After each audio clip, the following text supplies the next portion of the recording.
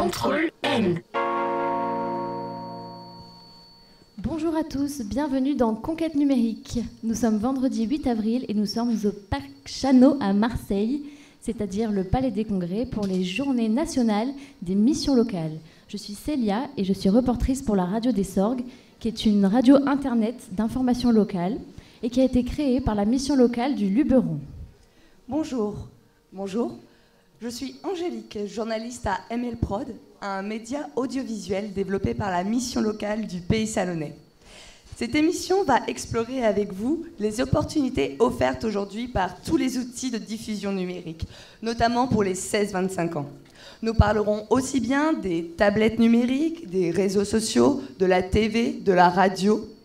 Et nous verrons avec nos invités comment il est possible de se les approprier. Sur ce plateau vont se succéder des spécialistes de la question et des jeunes utilisateurs. Nous allons également évoquer une action de sensibilisation aux enjeux du numérique qui a été menée par les missions locales en partenariat avec l'ADREP et avec le soutien de la Fondation Orange. Nous vous rappelons que ce programme est diffusé en live, c'est-à-dire en direct, dans toutes les missions locales de la région PACA et que, bien sûr, vous pouvez réagir par SMS au numéro suivant 07 81 55 79 22, ainsi que par le hashtag Conquête numérique sur Twitter.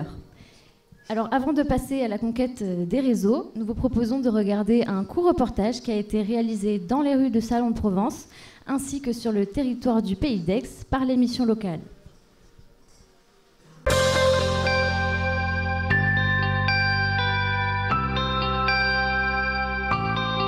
Peut être très utile si on s'en sert bien, mais qui peut facilement apporter des contraintes. Pour moi, c'est la télé, les téléphones portables, puis l'ordinateur. La télé, c'est pas une autorité, qu'elle n'a pas accès au savoir absolu, que c'est pas parce que la télé le dit que c'est vrai. En apprenant à s'informer de différentes manières, que zapper sur BFM pour savoir ce qui se passe dans le monde, c'est juste pas la bonne idée et qu'il y a plein d'autres moyens. Trier les sources, analyser les images avant de pouvoir en parler ou partager sur des réseaux sociaux, sur d'autres sources. Il faut vraiment réfléchir, lire, prendre le temps avec chaque information qu'on voit ou qu'on entend. Moi, le numérique, c'est quelque chose de très vaste. Il y a la partie informatique avec les logiciels qui vont avec. Il y a la partie télécommunication avec tous les téléphones portables. Ça décrit certainement les nouvelles technologies, Internet, un outil de communication. Donc, pour la recherche d'un emploi, c'est très important, aussi dans le milieu du divertissement. Aujourd'hui, on l'utilise tous les jours, que ce soit sur notre ordinateur ou sur notre téléphone. Par exemple, pour rechercher un emploi, on va sur différentes applications, différents sites internet. C'est ce qui permet aux gens de communiquer entre eux. Ça aide aux entreprises à rechercher des salariés. Voilà, c'est important. Je peux passer des journées à ne communiquer avec des gens que par mail ou par Skype ou avec le numérique, quoi. Donc du coup, je me dis à la fin de la journée, mais en fait, j'ai parlé avec personne aujourd'hui. Alors qu'en fait, si, mais voilà, c'est un peu ça, le changement du numérique.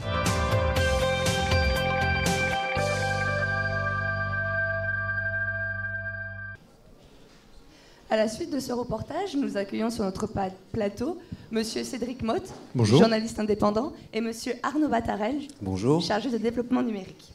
Cédric Motte, bonjour. Pouvez-vous nous dire quelles sont vos actions, activités dans le domaine du numérique ? Alors, bonjour, donc Cédric Motte, je suis journaliste indépendant, tourné autour de numérique, c'est-à-dire que je vais essentiellement former les journalistes qui sont déjà en activité aux usages du numérique, c'est-à-dire comment ils peuvent mieux s'approprier ces outils pour trouver des témoins, trouver des documents, trouver des informations en ligne et surtout avoir toute la démarche de vérification des informations avant de les republier. D'accord. Et quels sont selon vous les enjeux des médias dans le domaine du numérique ? Les enjeux sont de pouvoir extraire de la masse d'informations qui est diffusée par tout à chacun une information qui sera validée, crédible et légitime et qui pourra être rediffusée. Et le rôle des médias n'est plus de produire en tant que tel, mais bien de vérifier. Aujourd'hui, on peut tous produire avec nos ordinateurs et nos téléphones. Et donc notre rôle en tant que journaliste est vraiment de vérifier l'info, évidemment aller la chercher le cas échéant, mais quand elle est publiée, faire un travail de vérification. Et maintenant, à chaque fois que vous avez des attentats ou des événements, vous avez des vidéos qui sortent et qui en fait n'ont rien à voir avec l'événement en tant que tel. Ça s'est encore vu sur les attentats à Bruxelles, où il y a une vidéo qui est sortie d'une explosion dans un aéroport en Russie. Et donc, le travail des journalistes est de vérifier tout ça. D'accord. Pouvez-vous nous expliquer en quoi consiste une plateforme collaborative, notamment celle que vous avez mise en place avec votre site News Resources, et quel est l'intérêt de cette démarche ? Alors, le principe de cette plateforme, c'est de pouvoir échanger, c'est-à-dire que entre journalistes, après tout, il y a des forums pour réparer sa baignoire ou repeindre sa maison. Il n'y a pas de raison qu'il n'y ait pas lieu de discussion pour des journalistes qui peuvent échanger des bonnes pratiques, c'est-à-dire comment je vais travailler sur les élections présidentielles, par exemple, ou un truc beaucoup plus technique sur j'aimerais créer une carte sur tel événement, comment je fais. Et donc c'est un forum assez simple, mais on échange, on casse un petit peu les murs des rédactions et on permet aux journalistes de s'entraider avec des journalistes qui viennent de Belgique, de Suisse, de France, un peu partout. On est 3000 maintenant. Vous avez eu également une action de formation auprès du public de la mission locale du Pays Salonnais autour de la thématique des médias citoyens. Et dans ce cadre, nous accueillons également Monsieur Arnaud Battarel, chargé de développement numérique.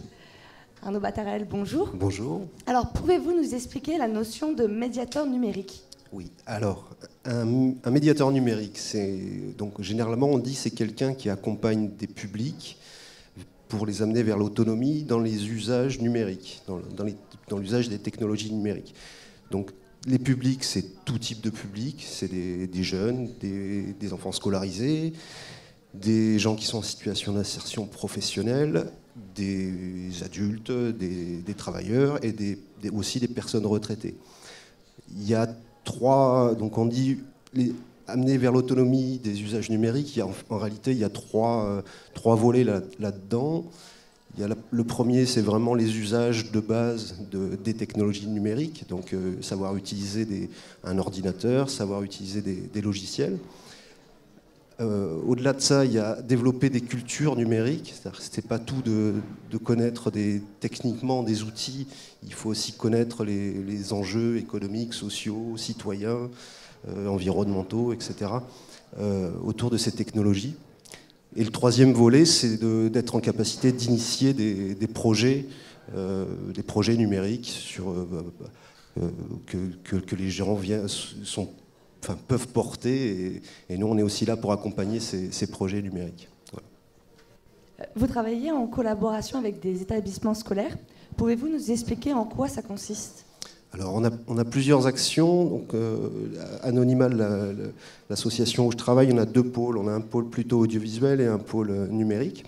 Donc on fait, dans le cadre de ces deux pôles, on intervient dans les établissements scolaires pour l'éducation à l'image, pour de la pratique vidéo. Voilà. Après, au côté numérique, on va faire des ateliers d'initiation au langage informatique, par exemple, des choses sur les réseaux sociaux, sur les risques liés aux pratiques sur les réseaux sociaux. Voilà. Après, ça peut aller dans beaucoup de domaines différents, mais c'est vraiment nos principales actions actuellement. Alors, ma dernière question. En quoi est-ce important de mettre les jeunes et les enfants face à ces outils ? Alors, on ne les met pas face à ces outils parce qu'ils y vont naturellement. Donc nous, on est vraiment là pour les accompagner. Ils sont dans un monde numérique, ils évoluent dans un monde numérique. Donc il faut vraiment être là avec eux pour les accompagner, pour justement ce que je disais tout à l'heure, essayer de développer des cultures numériques. C'est pas le tout de savoir utiliser un téléphone, il faut aussi comprendre comment ça fonctionne. C'est pas le tout d'aller sur Facebook, il faut aussi comprendre tous les enjeux qu'il y a derrière en termes de droit à l'image, de risque de cyberharcèlement. Voilà. Donc il y a vraiment un gros travail à faire auprès des jeunes, qu'ils ne soient pas simplement des consommateurs de technologies numériques, mais qu'ils soient aussi en capacité d'assimiler, de comprendre et de faire mieux que juste consommer du numérique. Voilà. Merci Arnaud Bartarel, merci Cédric Motte. Nous vous retrouverons à la fin de ce plateau TV.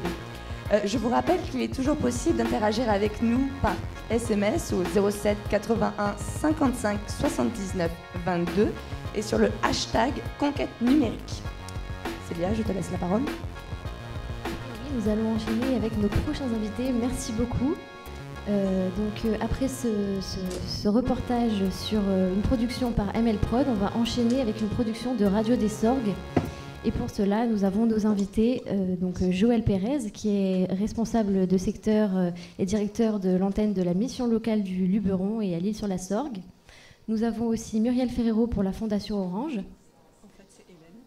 Ah, pardon, il y a eu un petit changement dans la nuit. Donc Hélène, pardon, pour la Fondation Orange. Ainsi que Sonia Abdelkader, formatrice à la DREP, et Laurie, qui suit une formation à la DREP. Donc bonjour à vous quatre. Bonjour. Bonjour. On rappelle que vous pouvez réagir par SMS, toujours au 07 81 55 79 22. Et on va commencer avec Joël Pérez qui va nous parler de ce projet et de la création d'un reportage avec la Radio des Sorgues et les jeunes de la DREP. Oui, donc Joël Pérez, responsable de secteur à la mission locale du Luberon. Je voulais juste dire deux petits mots sur la mission de nos structures, donc des missions locales. On a vocation, bien évidemment, à accompagner les jeunes de 16 à 26 ans, 25 ans en fait, 25 ans et 364 jours, pour leur insertion sociale et professionnelle.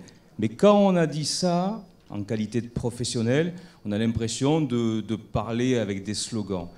La réalité des missions locales aujourd'hui, c'est quoi? Et il ne faut jamais oublier, je crois, il me semble, le rapport Schwartz qui a été à la fondation des missions locales en France et qui indiquait et qui nous prescrit encore à nous, les 500 missions locales de France et de Navarre, de créer de nouveaux outils pour les jeunes, pour favoriser leur insertion. La mission locale de Salon, la mission locale du Luberon, pour ce qui est de la région de PACA, ont suivi ces prescriptions-là. C'est-à-dire qu'on est aujourd'hui créateur de nouveaux outils, et en l'occurrence d'outils numériques. Alors vous avez créé un programme radio sur les enjeux du numérique, donc c'est directement un outil. Donc vous respectez en fait la politique ou la culture en tout cas des missions locales en donnant un nouvel outil aux jeunes pour qu'ils puissent s'épanouir et en tout cas pratiquer. Et pourquoi est-ce que vous avez fait cette action avec la mission locale du Pays Salonnais? Est-ce que c'est une volonté de dynamique, de mélanger les missions locales dans des actions? Ce sont les deux, mon capitaine. C'est-à-dire à la fois travailler avec des collègues d'une mission locale limitrophe dans les Bouches-du-Rhône. Nous sommes dans le Vaucluse. Donc il y a vraiment cette interconnexion entre nous. Mais c'est aussi, je crois que ça a été dit par les précédents intervenants, c'est qu'aujourd'hui les outils numériques nous entourent. Il y en a de partout. C'est devenu pour les nouvelles générations des prothèses. Voilà, ils sont tous avec des téléphones, des smartphones plutôt. Vous voyez, moi je suis une ancienne génération, je dis encore téléphone. En fait, c'est des téléphones intelligents. Ces outils-là, effectivement, c'est bien, c'est super, sauf qu'il faut quand même à minima les maîtriser et surtout avoir conscience des enjeux. Des nouveaux enjeux qui sont derrière cela. On doit, et ça a été le but de notre action avec la mission locale de Salon et les jeunes qui étaient donc en formation avec la DREP, c'était de leur faire prendre conscience qu'aujourd'hui, utiliser donc et produire, parce qu'ils sont aussi producteurs de médias, les jeunes, il y a des enjeux derrière, de responsabilité juridique. Et il y a aussi, alors je ne suis pas un mai 68 art, mais n'oublions pas ce que disaient à l'époque, lors des grandes AG, lorsque des gens prenaient la parole, il y avait toujours une autre personne qui disait à celui qui s'exprimait « d'où tu parles ?» Ça, c'est très intéressant. D'où l'on parle. Le point de vue ? Plus que le point de vue, c'est-à-dire qui on est, dans quel espace nous sommes. Ici, nous sommes dans un espace pratiquement scénique. Lorsqu'on parle, on n'est pas dans les coulisses. Si je dois parler dans la coulisse, je vais sûrement utiliser d'autres codes, d'autres mots. Ça ne veut pas dire que j'utilise une langue de bois. Mais effectivement, tout est sujet de code et ce que je dois dire, ce que je dis, doit être fait dans un cadre bien particulier puisque ça engage à la fois ma responsabilité à titre personnel mais aussi professionnel. Ça c'est très intéressant parce qu'aujourd'hui il peut y avoir confusion lorsqu'on utilise des médias avec cet espace privé, public et on voit quotidiennement des jeunes qui se font prendre au piège de cela, où effectivement ils vont s'exprimer sur les réseaux sociaux sur des choses qui leur apparaissent tout à fait légitimes, mais qui vont être préjudiciables à leur avenir. Alors, avant d'avoir des échos sur ce reportage qui a été écrit par les jeunes de la DREP, on va interviewer une personne grâce à laquelle ça a pu se produire, c'est-à-dire un partenaire, la Fondation Orange. Hélène. Absolument. Alors, quelles sont les actions de la Fondation Orange? Parce que Orange, on connaît de loin, en fait. Oui. Donc, la Fondation Orange, qui existe depuis bientôt 30 ans, sa mission principale, son axe de mécénat, c'est la prolongation de l'entreprise, le groupe Orange. Au départ, permettre à tous de mieux communiquer. Voilà, donc on intervient dans 3 grands domaines que sont la santé, la culture et l'éducation. Donc, ce qui nous préoccupe et ce qui aujourd'hui, c'est le volet éducation. Donc, pour nous, le numérique, c'est vraiment une façon de pouvoir éduquer les jeunes, de pouvoir leur permettre de se réaliser différemment. Et voilà, ce que vient d'expliquer Monsieur Pérez est un exemple très illustratif de ce que peut apporter le numérique pour les jeunes. Voilà, donc nous avons plusieurs programmes. Nous fonctionnons par appel à projet et les missions locales sont un partenaire très important pour nous parce que nous sommes avec nos idées, avec nos programmes, mais nous ne sommes pas en lien directement avec les jeunes. Et là, vraiment, les missions locales sont très proches puisque vous avez cité un nombre très important de jeunes qui sont accompagnés tout au long de l'année. Alors pourquoi est-ce que vous avez répondu à cet appel à projet-là? Vous devez en avoir beaucoup. Oui, alors en fait, nous avons des appels à projets et en 2014, il y a eu un appel à projet spécifique pour les missions locales. Donc très souvent, les projets qui étaient déposés, c'était on veut s'équiper, on veut avoir des ordinateurs, on veut permettre l'accès au numérique pour nos jeunes, qu'ils puissent du coup aller sur Internet, faire leur CV, etc. Et ce qui nous a séduit particulièrement dans ce projet, c'est que ce n'était pas un simple équipement numérique. Je ne suis pas là uniquement pour mettre des ordinateurs, mais quelque chose de plus structuré avec une action dans le temps pour permettre aux jeunes de eux-mêmes monter leur propre émission. Et vraiment, ça permet de les mettre dans une situation où c'est eux qui vont impulser et se réaliser. Et ça nous a énormément séduit. Et le résultat aujourd'hui nous prouve qu'on a eu raison d'accompagner ce projet. On est très fiers. Alors avant de voir le travail qu'ils ont pu faire, on voudrait savoir par curiosité quels sont les appels à projets en cours de la Fondation Orange. Voilà. Alors il y a des appels à projets tout au long de l'année sur l'ensemble des 3 domaines que nous soutenons. Et actuellement, alors il n'y a pas un appel à projet, mais un lancement d'un nouveau programme qui s'appelle Agir pour l'avenir des jeunes, en collaboration justement avec les missions locales. Donc là, l'idée, c'est de partir plutôt sur du codage. Voilà, donc ça parle très très bien aux jeunes. Ça permet d'ouvrir sur des nouveaux métiers numériques. Voilà, donc c'est un nouveau programme qui est présenté là actuellement par un collègue dans une salle à côté. Et j'espère qu'on aura l'occasion d'en reparler, de vous le présenter plus précisément. Merci beaucoup. Merci. Oui, avec plaisir, effectivement. Merci beaucoup Hélène de nous avoir éclairci sur la Fondation Orange et sur ses buts. On va continuer avec Sonia Abdelkader, formatrice à la DREP. On rappelle que c'est une société coopérative de formation, c'est bien ça? Oui, oui. Et nous aimerions savoir un petit peu plus sur la DREP. Donc, quelles sont ses missions, tout d'abord? Donc la DREP dans laquelle je travaille, c'est la DREP à Cavaillon. Les missions de la DREP ont pour but de développer des attitudes, des connaissances et des compétences facilitant l'insertion sociale, citoyenne et professionnelle des jeunes. Maîtriser les savoirs fondamentaux requis pour l'entrée en formation qualifiante. Le but, c'est que les jeunes puissent avoir une remise à niveau et également maîtriser la langue française parce qu'on a des primo-arrivants. poursuivre vers un emploi ou une formation qualifiante. Voilà. Et donc en gros, vous avez quoi comme type de public? Tout donc, type de public. Les jeunes sont entre 16 et 25 ans. Donc ce sont des jeunes qui ne sont pas qualifiés ou très peu, ne maîtrisant pas les savoirs de base. Et depuis septembre 2015, on a un nouveau marché où ce sont des adultes qui interviennent pour passer un diplôme, le diplôme CLEA, et par le biais du CIF. Alors, le CIF, c'est le compte individuel de formation. On rappelle donc, que vous avez produit du numérique avec vos jeunes qui sont en formation. Donc à la base, c'est une formation normale, entre guillemets, c'est une formation de remise à niveau. Oui. Et vous avez fait avec eux une émission de radio. C'est ça. Qu'est-ce que ça a apporté en plus de la formation qu'ils suivent? La web radio a permis, par le biais d'outils motivants, une meilleure maîtrise de la langue écrite et orale. De plus, cela a renforcé pour les stagiaires le travail d'autonomie, puisqu'ils se sont déplacés à plusieurs reprises à l'île sur la Sorgue, à la mission locale, pour pouvoir préparer les interviews.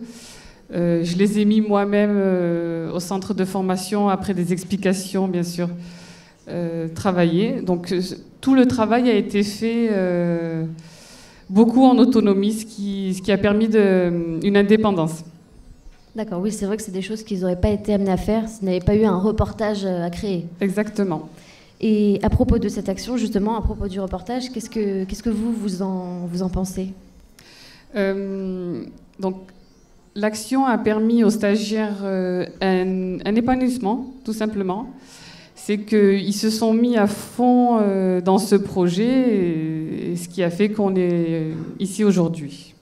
D'accord, donc vous êtes en fait satisfaite. Exactement, oui, oui. Merci beaucoup. Du coup, je vais poser des questions à Laurie, qui fait partie de vos formés, enfin de vos élèves en fait. Bonjour Laurie. Bonjour. C'est une stagiaire. Donc tu es en formation à la DREP. Oui. Et tu as travaillé sur le programme radio avec la radio des Sorgues et 15 autres de tes collègues. Oui. Vous étiez 16, donc 4 groupes de 4. Si on calcule bien. Donc vous avez fait des recherches sur Internet, c'est ça? Vous avez fait des interviews? Oui. Préparation d'interviews? Oui. Montage? Oui, oui. C'est des choses que tu n'avais jamais faites avant? Non, jamais. Tu avais déjà pris des photos et enregistré du son, mais jamais professionnellement, quoi. Oui, oui, voilà. Donc Sonia, je pense que tu es fière d'avoir pu faire participer tes jeunes à ça. Oui, avec moi.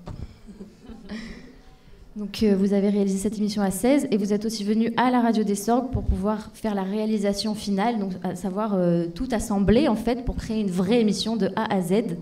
Et vous pouvez d'ailleurs la retrouver sur www.radiodessorgues.com ou bien taper Radio des Sorgues sur Google et cliquer sur le lien qui s'affiche. Donc il y a eu une journée de rencontre à la base avec la radio où tu as pu découvrir ce que c'était. Et ensuite vous avez travaillé pendant combien de mois? À peu près 6 mois, parce qu'on a commencé en octobre-novembre, un truc comme ça, je crois. Donc ça a quand même duré 6 mois. Donc c'est un vrai travail de fond. Comment ça s'est passé? Tout d'abord, nous avons été sollicités par notre formatrice Sonia, qui nous a expliqué les objectifs de la web radio. Et à partir de là, nous avons commencé à organiser pour la préparation des interviews, des montages et des différentes tâches. C'était difficile ou... Pour moi personnellement, oui, parce que j'avais pas fait ça spécialement dans ma vie. Donc après, petit à petit... Est-ce que ça t'a plu? Oui. Pourquoi? Oui. Parce que ça nous a permis de mieux s'exprimer, mieux maîtriser le langage, tout ça. Donc, ouais. Alors vous pouvez réagir, on rappelle toujours par SMS au numéro 07 81 55 79 22 et sur le hashtag Conquête numérique. Alors maintenant que tu es une reportrice professionnelle, tu peux lancer votre émission. On regarde tout de suite un sujet photo, vidéo sur le travail qui a été réalisé tout au long de cette action. C'est bon? Ok, super. On a des retours sur les plateaux des radios de Sorgue. On avait plusieurs journées web radio ensemble pour travailler sur le thème du théâtre. Nous sommes déplacés à la Garance pour finaliser notre travail sur le théâtre et on peut obtenir mettre en scène des deux comédiens pour une interview à la DREP. Et vous avez rencontré des difficultés? La difficulté que j'ai trouvée, c'est pour avoir les rendez-vous avec les comédiens. Et Suela, et vous, qu'est-ce que sont votre tâches pour la réalisation de ces sujets?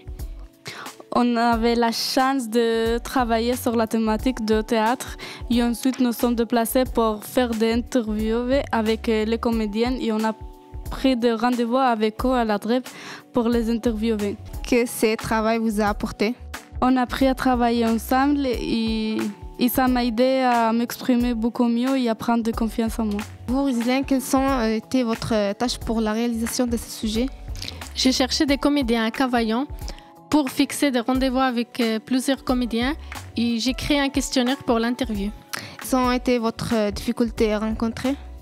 On n'avait pas trouvé des comédiens à la Garance le jour qu'on voulait enregistrer et le montage de l'interview a été compliqué à faire. Qu'est-ce que ce travail vous a apporté? Ça nous a permis de découvrir le monde de la radio, apprendre à lire les journaux, à comprendre l'actualité et s'informer du monde qui l'entoure et faire des connaissances avec plusieurs comédiens. Nous sommes à Salon de Provence et nous allons interviewer un jeune homme. Bonjour, comment t'appelles-tu? Bonjour, je m'appelle Benoît. Tout ce qui est rapport moteur, moto, tout ça, c'est ma passion. Voilà, après, qu'est-ce que je peux te dire? Partir où? Voyager où? J'aimerais bien aller aux États-Unis.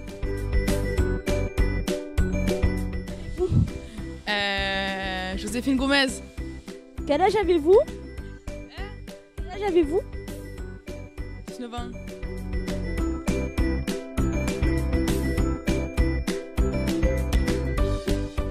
Je suis à la DREP pour une remise à niveau.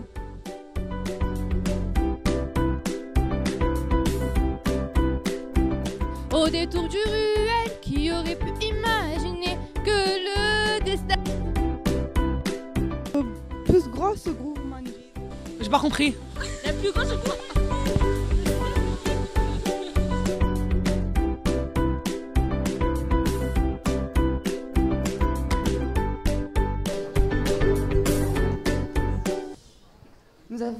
Nous avons visionné au travers de ces deux reportages une action menée par la Radio des Sorgues et ML Prod. Nous accueillons maintenant sur notre plateau, justement pour en parler, Florian Marquis et Hendrix Boucher. Bonjour à tous les deux. Bonjour. Alors tout d'abord, première question, quels médias numériques utilisez-vous le plus? Je dirais Internet, généralement. On y trouve plein de choses, c'est très intéressant, mais on trouve de tout, c'est-à-dire du bon ou du mauvais. C'est le problème. Moi, ce serait Internet aussi en priorité, mais la radio aussi. Ça permet de faire quelque chose en même temps qu'on consomme. Alors, quels sont, selon vous, les aspects positifs et négatifs des médias numériques? Positif, c'est-à-dire qu'on peut se retrouver plein de renseignements sur ce qui nous intéresse, mais savoir quelles sont les bonnes informations et les mauvaises informations. Il faut savoir où sont ses sources, en fait. Ne pas se tromper, quoi. Parce qu'on peut vite déraper sur quelque chose et être au mauvais endroit au mauvais moment. Et toujours vérifier ses sources. Oui. Et vous? Oui, c'est vrai que c'est un petit peu le même problème. Sur Internet, on a accès à tout ce qu'on veut et on a tendance à se perdre dans la masse de contenu, en fait. Mais ça a l'avantage, en fait, de pouvoir consommer ce qu'on veut par rapport à certains médias, par exemple la radio, où on est obligé de consommer ce qui va passer et d'attendre. Enfin, on ne peut pas revenir en arrière ni rien. Internet a cet avantage de pouvoir consommer comme on veut, quand on veut et ce qu'on veut. Presque. Presque. À condition d'avoir plus de 18 ans. Alors, comment êtes-vous devenu producteur de contenu numérique? Alors moi, j'ai fait mes études dans l'audiovisuel. Ensuite, je suis arrivé à la mission locale de Salon de Provence. J'ai fait un service civique que j'ai cassé pour faire un CAE. Et donc, je me suis retrouvé dans ML Prod, qui est une action jeune de la mission locale du Pays Salonnais. qui consiste à faire des vidéos par les jeunes, pour des jeunes. C'est-à-dire, quand je dis vidéo, c'est pas bon, ça peut être plusieurs formats. C'est-à-dire des jeunes qui ont des sujets, des cartes blanches, on va dire. Ensuite, ça peut être des sollicitations des institutions, comme le conseil départemental, par exemple. Et où ça peut être des manifestations, c'est-à-dire juste aller dans des manifestations comme les États généraux de Provence. Voilà. Et vous avez interviewé des hommes politiques ? Non, mais on aimerait bien en projet. Ça a déjà été fait. On a 2 jeunes qui sont allés rencontrer François Hollande. Ah d'accord, ok. Il y a pour les 3 ans, je crois, de son mandat. Donc ça bouge pas mal à ML Prod. Oui, ça marche beaucoup sur le bénévolat, surtout. C'est qu'il y ait vraiment des jeunes qui viennent, parce que c'est aussi un espace de conversation, de parole, de dialogue, d'échange, et surtout de faire passer le savoir-faire. C'est-à-dire faire partager son savoir. C'est très important de tous échanger entre nous, je pense. Je pense que c'est comme ça qu'on peut construire quelque chose, au fait. Merci. Et vous, Hendrix ? Alors moi c'est un petit peu la même chose au final. Donc moi j'ai fait des études d'informatique, donc c'est pas tout à fait pareil. Et j'ai commencé donc à la radio des Sorgues comme service civique. Et à la fin de mon service civique, donc il y a une semaine, je suis passé en contrat aidé. Et donc c'est là un peu le même principe. Donc on va parler de plein de choses, on va avoir des agendas culturels, on va se déplacer sur des forums des métiers, sur des tables rondes. Et on a aussi cette idée de partage et de jeunes, donc c'est vrai qu'on a des bénévoles, on a des services civiques, on travaille beaucoup avec les jeunes, dont moi, et tout le monde fait tout en fait. On écrit, on fait les recherches d'informations, on présente, tout le monde touche à tout en fait et apprend à se servir de l'outil de la radio dans son ensemble en fait. D'accord, merci. Je vous rappelle qu'il est toujours possible d'interagir avec nous au 07 81 55 79 22 et sur le hashtag Conquête numérique. Sur Twitter, pour ceux qui ne le savent pas. C'est possible. On sait jamais. Alors pour finir cette émission, nous retrouvons sur notre plateau Arnaud Batarel, chargé de développement numérique. Votre titre n'a pas changé depuis tout à l'heure. Non, pas du tout. Et Cédric Motte, journaliste indépendant. Alors, que vous inspirent les échanges auxquels vous venez d'assister ? Alors, en tant que journaliste professionnel, ce que je trouve intéressant, c'est que ce plateau, par exemple, a été monté, réalisé, conçu, et ce live est fait par des gens qui ne sont pas des journalistes professionnels. Donc on retrouve vraiment cette idée que la production de contenu, la qualité, ne dépend pas d'un statut de journaliste, mais de la volonté, de la capacité à aller chercher les bons contenus et à les produire. Et tous les échanges et tout ce qui est dans les missions locales aujourd'hui est vraiment super intéressant de ce côté-là, dans l'apprentissage des médias et des médias numériques notamment, parce que ça montre à quel point le journaliste doit travailler avec le citoyen pour faire avancer un petit peu l'info, quoi. Pardon. Oui, donc en fait, ils étaient assez encadrés, ces jeunes qui ont produit ces émissions. Donc c'est vrai que du coup, c'est ça qui a permis aussi une qualité de reportage. Ah bah bien Même sûr. Ils étaient bénévoles et novices, entre guillemets. Oui, tout à fait. Mais l'accompagnement permet effectivement de permettre aux gens d'aller au fond des choses et d'aller beaucoup plus loin que ce qu'il ferait naturellement, comme avec un caméscope pour filmer ses vacances. C'est-à-dire que là, il y a une vraie construction, il y a une vraie scénarisation et un vrai travail de recherche d'infos et ce genre de trucs-là. Mais il n'empêche que cette transmission est faite maintenant. Et quand vous allez publier, quand vous allez utiliser Facebook Live vidéo, quand vous allez utiliser Periscope, quand vous allez utiliser des outils, vous aurez du coup ces réflexes en tête et vous ne publierez pas des choses qui vous paraîtront complètement décalé ou pas adapté en tout cas à une info juste. Il y a quelque chose qu'on aimerait savoir, c'est est-ce que vous avez été surpris et étonné de ce reportage que vous avez vu qui ont été créés par des gens qui ne sont pas forcément professionnels, ou est-ce que vous avez trouvé ça normal ? Normal, je ne sais pas si c'est le bon terme, mais en tout cas, je dirais plutôt encourageant. C'est-à-dire que ça montre qu'avec avec l'envie, on peut vraiment faire des choses super sympas et avec un accompagnement qui colle bien aussi avec les objectifs des projets. Merci. Et vous, Arnaud Batarel, qu'est-ce que vous en pensez ? Écoutez, je pense que c'est très bien, tout ça. Le fait de faire de la télévision participative, c'est vrai que c'est quelque chose de très important. Ça permet aux jeunes à la fois d'apprendre des outils et en même temps, ce que je disais tout à l'heure, de développer aussi leur culture de l'image. Et donc, c'est continuer, voilà. Non, c'est toi. En fait, c'est toi. Je voulais te donner la parole. Alors, en conclusion, comment faire pour conquérir ces nouveaux outils numériques? Comment faire pour reconquérir? Pour les conquérir, comment? Parce qu'en fait, c'est des opportunités pour les 16-25 ans, ces outils. C'est jamais arrivé avant. Je pense vraiment, c'est ce que je disais tout à l'heure, c'est il faut vraiment accompagner ce mouvement, accompagner l'appropriation des jeunes des nouvelles technologies, que ce soit de l'audiovisuel, de l'informatique, du numérique en général. Sans accompagnement, on n'est pas... il faut qu'il y ait de la médiation, il faut qu'il y ait de l'accompagnement. Sans ça, on a juste une maîtrise technique des outils et ça ne sert pas à grand-chose, quoi. Donc c'est vraiment indispensable d'accompagner les jeunes dans la maîtrise de ces outils, qui développent des cultures et qui soient en capacité de ne pas être que des consommateurs, qui sont en capacité d'initier des projets, voilà, ce que tu disais tout à l'heure, en partant d'un service civique, arriver de se dire, moi je vais monter un projet audiovisuel. C'est en ça que c'est vraiment important d'accompagner ces jeunes dans leurs usages. Avant de vous remercier, on peut peut-être commencer à poser les questions qui ont été reçues par SMS. Tu veux commencer? Allez.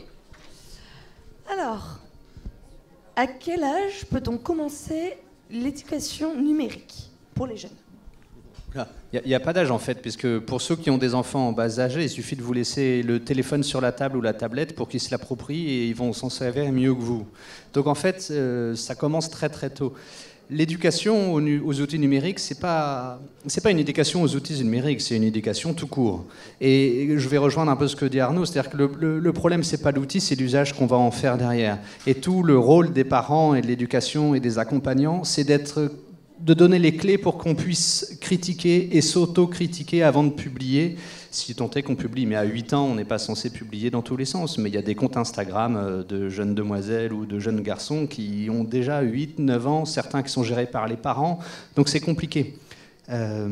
Mais en tout cas, on est vraiment dans un usage qui est nécessaire d'être accompagné pour la critique.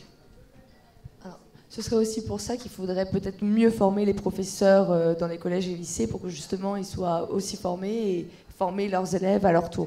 Oui, alors c'est un des regrets qui est que moi j'ai un enfant au collège par exemple et l'éducation au numérique se fait par les policiers qui viennent dans les écoles intervenir pour montrer les risques du numérique. Et c'est un message à mon avis qui n'est pas adapté parce que les publics qu'ils ont en face, les collégiens et tout, sont bien plus avancés, en tout cas d'une certaine manière, que les policiers sur l'usage du numérique. Quand vous allez sur Snapchat, vous avez dépassé 25 ans, c'est compliqué de comprendre comment ça marche, alors que vous avez des millions de jeunes qui sont très bons là-dessus.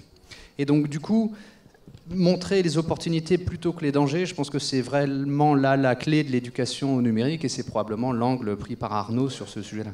Ouais, tout à fait. Et c'est vrai que les gendarmes, la police nationale qui intervient dans les écoles, c'est bien, mais ça serait quand même beaucoup mieux que ça soit des médiateurs numériques qui puissent rentrer dans les écoles, dans les collèges. Nous, on essaye de monter des projets avec les écoles du territoire, avec les collèges du territoire, et c'est pas facile, c'est vraiment pas facile nous, en étant un acteur associatif extérieur à tout ça, de se faire accepter au sein de l'éducation nationale. C'est vraiment un travail du quotidien qui est assez difficile. Mais il y a des projets qui se mettent en place. Moi, je vais bientôt intervenir en école primaire, justement, pour faire de la sensibilisation sur les risques liés aux réseaux sociaux. Donc voilà, il y a des choses qui se mettent en place, mais c'est vrai que c'est compliqué. C'est compliqué à arriver à nous, en tant qu'association, arriver pour dire... Enfin, c'est pas expliquer aux professeurs, mais c'est quand même, c'est essayer de les accompagner aussi dans leur démarche pédagogique. Et voilà, et ils ont des fois du mal à nous accepter. Voilà. Alors, comme vous parlez justement de médiateurs numériques, on a une question pourrait avoir un rapport. Par SMS, on a reçu pourquoi cette mutualisation des missions locales n'est pas généralisée à un niveau régional, voire national. Donc c'est vrai que ça pourrait être intéressant dans les missions locales qu'il y ait des personnes qui soient dédiées à ça, en fait, directement. Ça pourrait faire un vrai maillage encore plus efficace que le travail que vous faites déjà, en complément ou... Oui, bah oui. Oui, des médiateurs numériques qui soient dans les missions locales, ouais, ça permettrait d'avoir un maillage effectivement important du territoire. Ça existe déjà un peu, puisqu'il y a des Après, techniciens. ça existe. Il y a je sais plus d'une centaine d'espaces publics numériques en PACA. Donc il y a quand même un maillage qui existe déjà sur le territoire. Mais voilà, plus on est de fous, et mieux ça sera. Plus on crée de liens, plus le réseau sera resserré. Est-ce qu'on enchaîne sur une autre question, peut-être? Ah bah, la dernière. Un petit SMS encore pour la route? Alors, une personne nous dit il existe un problème d'accès au numérique. Donc je pense que c'est par rapport au public, peut-être géographique, que tous les publics ne sont pas égaux par rapport au numérique, justement. Et est-ce que vous avez déjà rencontré cette difficulté d'avoir des publics complètement en fait, différents? On a longtemps parlé de fracture numérique. Donc les espaces publics numériques ont été créés justement pour lutter contre cette fracture numérique. Donc c'est souvent au départ, c'était une difficulté d'accès aux technologies. Il y avait des gens qui n'étaient pas du tout en capacité, ne serait-ce que financière, d'avoir des outils numériques. Cette fracture s'est réduite quand même pas mal depuis une vingtaine d'années. Après, il y a encore des gens qui, au niveau culturel, au niveau social, qui ont des grosses difficultés avec le numérique. Et d'où l'intérêt de les accompagner. Et après, au niveau territorial, c'est vrai qu'il y a encore des zones où il y a des difficultés d'accès à Internet, où il y a des difficultés d'accès à la 4G. Donc, mais c'est des choses qui évoluent, et normalement cette fracture devrait plus que se réduire, devrait disparaître d'ici 5 ou 10 ans. Mais nous, on a la chance dans nos missions locales d'avoir des jeunes qui sont quand même compétents dans le numérique, mais c'est vrai que c'est pas forcément le cas partout. Justement, j'avais posé une question à Hendrix et à Florian. Est-ce que dans vos collèges ou lycées, vous avez eu des outils numériques? Est-ce que ça a vraiment été développé, cette chose? Est-ce que vous avez eu un accès au numérique avec des professeurs qui vous formaient bien à tous les dangers justement d'Internet et de ces outils? Alors, moi personnellement, non. Alors, c'est vrai que j'étais en informatique, donc j'ai eu énormément de travail avec des outils numériques, donc que ce soit des ordinateurs ou autres. Mais non, pas de réelle formation ou de réelle intervention pour nous expliquer l'utilisation du média numérique, comment l'utiliser bien ou autre. On avait eu quelques petites sessions en primaire, j'avais eu. Voilà, on avait une salle avec quelques ordinateurs où on nous avait montré un peu les bases d'Internet. J'étais encore jeune et Internet était à ses débuts. Mais non, pas de réels outils pour nous aider à avancer dans l'utilisation médias numériques. Moi, je dirais que oui. En bac pro audiovisuel, on nous a pas mal expliqué le numérique, comment s'en servir. Quand je suis arrivé au lycée, surtout, c'était le début de Facebook, Twitter, les réseaux sociaux. On ne savait pas tellement comment s'en servir. Mais à part ça, non. Et le primaire, comme disait Hendrix, avec les premiers ordinateurs, avec les boules dans les souris et tout. Voilà, quoi. Je pense on peut remercier tout le monde. Eh ben oui, merci à nos invités. Merci à vous. Merci à Arnaud Batarel, qui est chargé du développement numérique au Pays d'Aix. Oui. Et à Cédric Motte, journaliste indépendant. À Hendrix Boucher, qui fait partie de la radio des Sorgues. Et à Florian Marquis de ML Prod. Encore merci à l'UNML, l'Union nationale des missions locales, grâce et pour laquelle on est là. L'ARDML PACA, la Fondation Orange, l'émission locale de l'Île-sur-la-Sorgue et de Salon de Provence, l'Institut Bertrand Schwartz, qui est à la base des missions locales, la DREP, O2O, tout à fait, Radio des Sorgues et ML Prod. Merci à tous, merci Célia. Merci beaucoup Angélique. Et à bientôt. À bientôt. Au revoir.